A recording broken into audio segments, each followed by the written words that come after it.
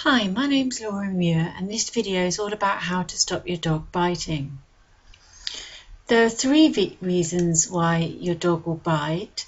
The first is play biting, mouthing or nipping, which is very common in puppies, and I cover this in my video Stop Puppy Biting. The second is aggression, which I'll cover in a later video.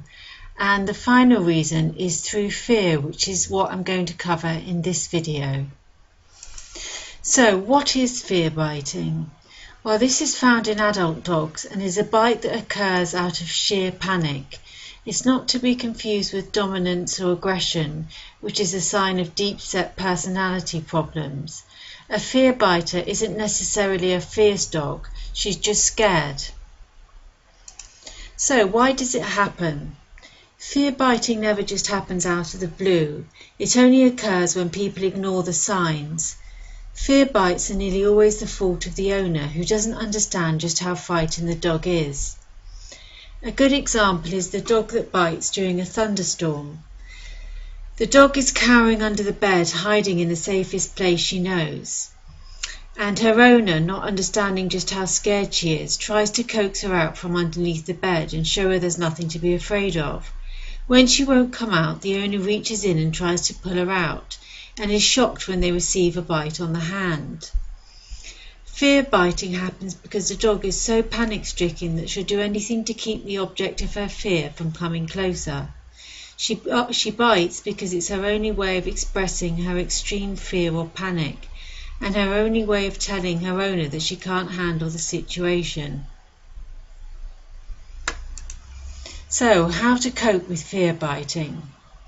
To help your dog, you need to be patient, persistent and consistent, and never get angry, frustrated or shouting, as this usually makes the problem worse, making the dog more anxious. So the first thing you can do is build up your dog's confidence. One way of doing this is by obedience training, as it's a great vehicle for doling out praise and rewards. Start small with basic obedience classes and practice the commands for 5 to 10 minutes every day. Remember to set her up for success, so start off with easy commands such as sit, stay, etc. and make sure she's completely comfortable with them before going on to the next level. Always give lots of praise and treats for good behaviour. The next thing you can do is desensitize your dog to the fear object. Desensitizing your dog is all about slowly accustoming her to whatever it is that's frightening her, but at a pace that's comfortable for her. The emphasis is on maintaining comfort levels. Your aim here is to keep your dog happy and serene as much as possible.